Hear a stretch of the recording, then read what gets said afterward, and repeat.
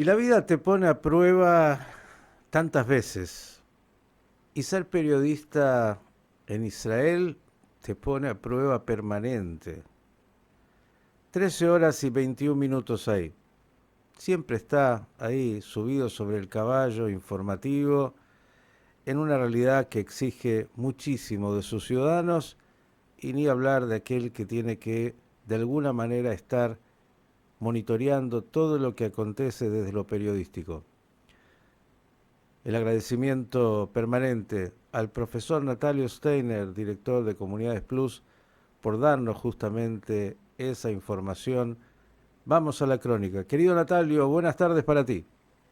Hola Miguel, buenas tardes, ¿qué tal? ¿Cómo están ustedes? Buenos días para ustedes también.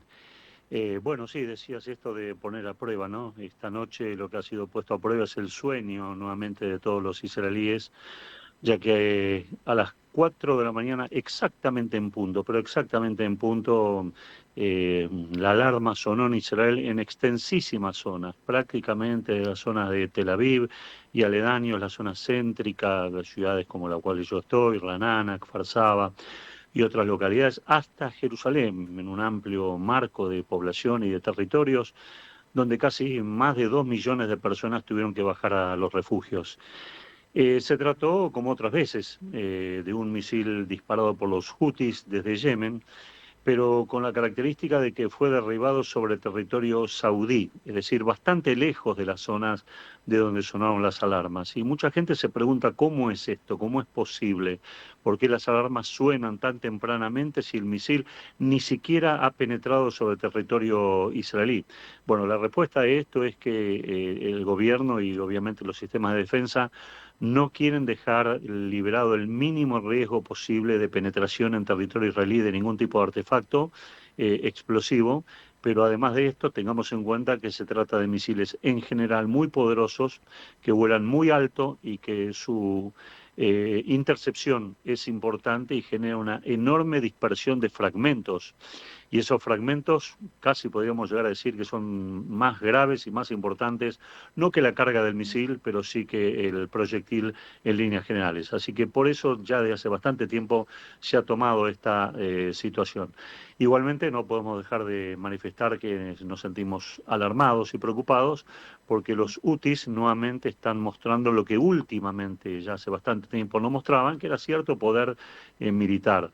A pesar de que los barcos norteamericanos atacan en las últimas noches y días en forma bastante importante a los hutis, evidentemente el grupo terrorista o todavía tiene un arsenal importante disponible para utilizar, o tiene un escaso arsenal y está tratando de utilizarlo en forma menguada para generar las dificultades en la vida de los israelíes o reservar también misiles para atacar a las naves norteamericanas, como ya lo ha intentado hacer en forma no exitosa.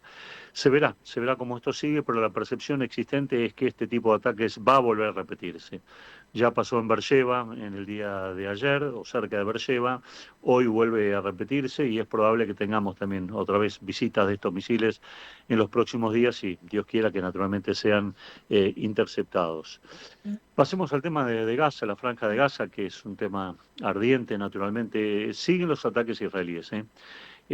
Aviones israelíes bombardearon especialmente la zona de Rafah, en el límite con Egipto.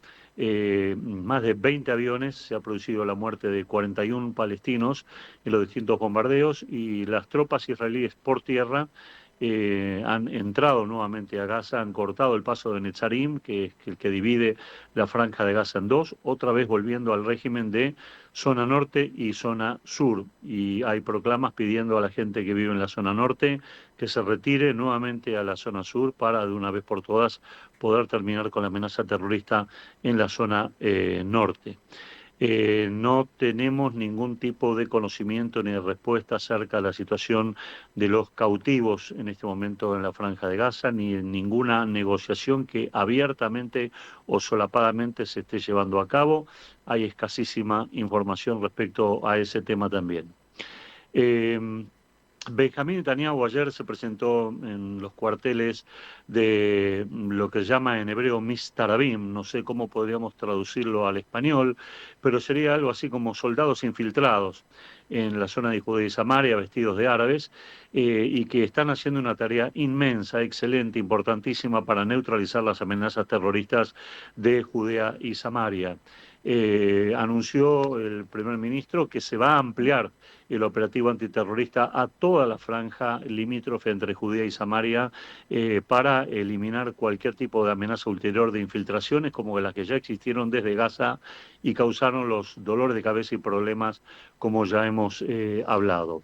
Otro de los temas que desvela también naturalmente al gobierno y un poco preocupa a la sociedad, o la sociedad quiere saber, es el famoso tema del Qatar Gate, es decir, esta especie de llegada de dinero clandestino a algunos allegados militares de Netanyahu y que todavía a través de las investigaciones no sabemos si esto surgió de la propia persona del ministro o de su círculo más elemental, o se trata de alguna acción paralela de los círculos allegados militares al ministro que lo hicieron por su lado.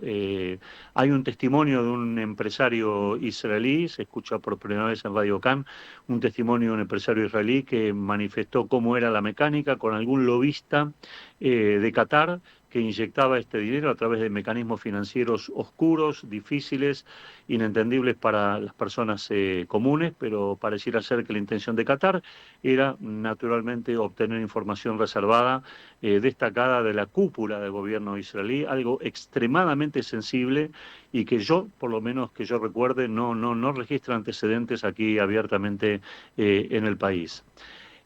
Otro de los temas, ayer por la noche ha sido reincorporado al gobierno el Itamar Ben-Gvir y su partido, sus diputados, los 5 diputados, uno ya había quedado en el gobierno, de Otzma Yehudit, con lo cual la coalición vuelve a fortalecerse y ya tiene 68 mandatos nuevamente, lo cual le da una fortaleza bastante importante en momentos en que se están tratando de tomar decisiones militares importantes. Recordemos que Itamar Ben-Gvir había salido de la coalición antes de que empezara la negociación de una tregua que se extendió durante más tiempo del previsto y prometió no volver a la misma si es que no se reanudaba la actividad militar.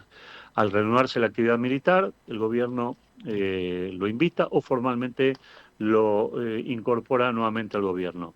Claro que esto está un poco opacado porque la fiscal general entiende que la situación legal indica que Itamar Ben-Gvir puede incorporarse al gobierno en un cargo de ministerio, pero no puede volver a tener su ministerio de seguridad, algo que el gobierno ha rechazado y lo ha reincorporado completamente a su ministerio natural. Ayer también se dio a conocer un informe especial de los tantos informes que están dando acerca de las consecuencias o cómo fue el ataque terrorista del 7 del 10, en este caso al kibutz Alumim. Y se repite un poco el parámetro que hemos visto en otros ataques a kibutzim.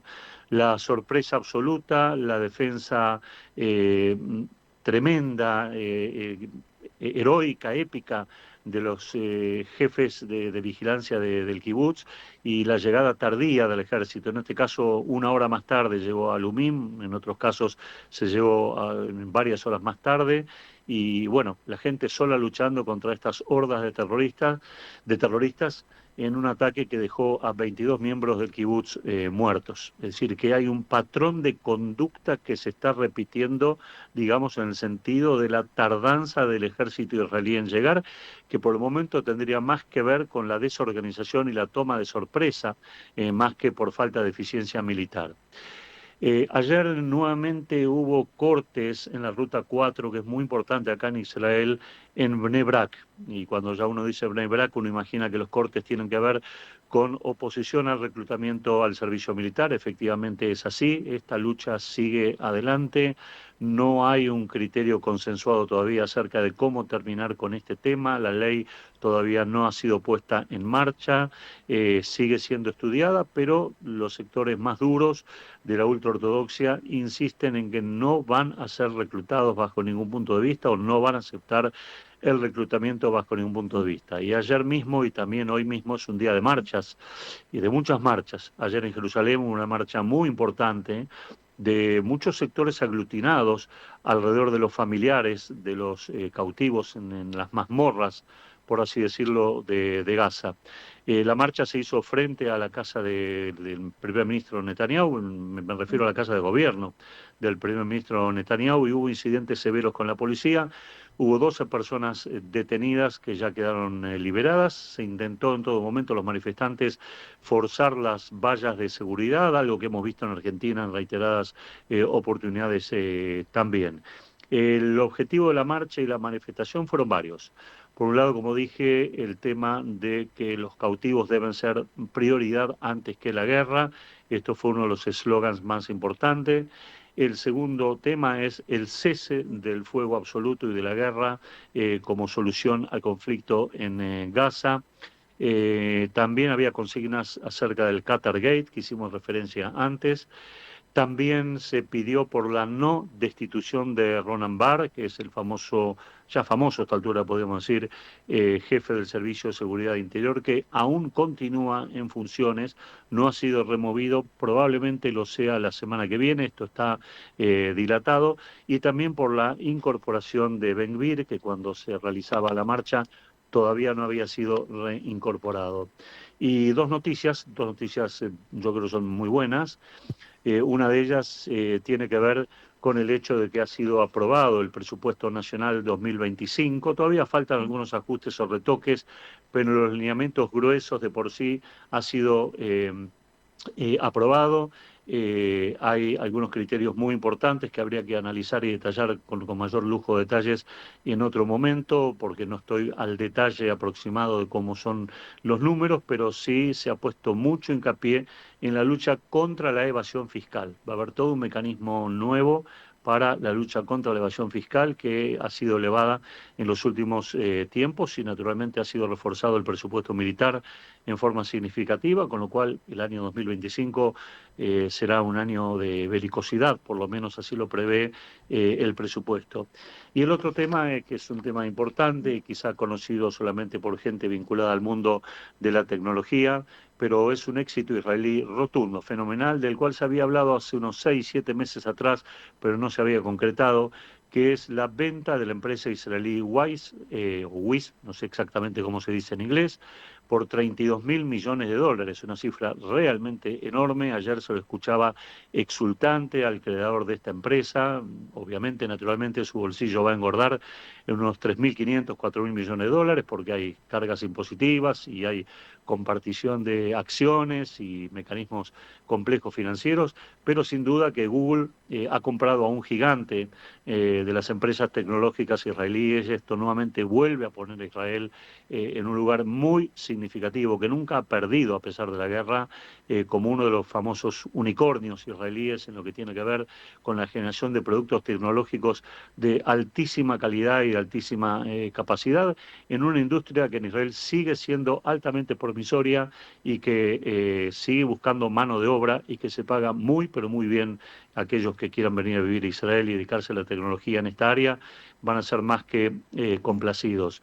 Y un dato que me quedó de antes, como una consecuencia lateral de la guerra, pero no menos importante, y a la cual a veces no le prestamos la debida atención.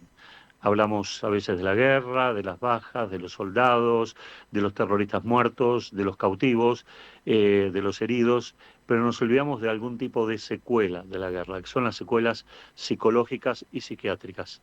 En este momento están faltando en Israel 1.000 psiquiatras. La cifra es muy elevada.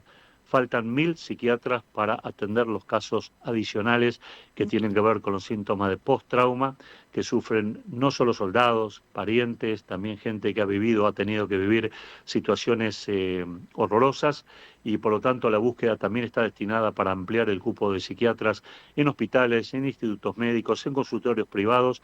Bajo todo punto de vista se ha lanzado una búsqueda importante para poder reforzar a un plantel que está trabajando muchísimas horas al día y que realmente no da abasto, con las consecuencias, vuelvo a insistir, no vistas de la guerra, como son los males psiquiátricos, los síntomas de post-trauma, las depresiones, las euforias, el mal dormir, todo ese combo tan complicado que estas heridas no cicatrizadas que deja o que está dejando esta extensa guerra en Israel, Miguel.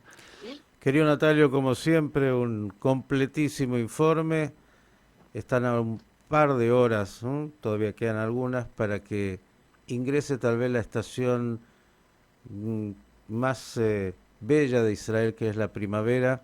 Así que esperemos que la primavera traiga justamente renovación y algo más de calma para llegar a un Pesaj donde evoquemos, festejemos y vivamos la libertad, entre otras, de poder sacarse Israel, su población, esta guerra tan dura de encima. Por el momento, como siempre, el agradecimiento enorme y la línea siempre abierta para cualquier novedad. Gracias, Miguel, que todos ustedes muy bien y Shabbat Shalom, muy buenas por adelantado. El profesor Natalio Steiner con la información de Israel.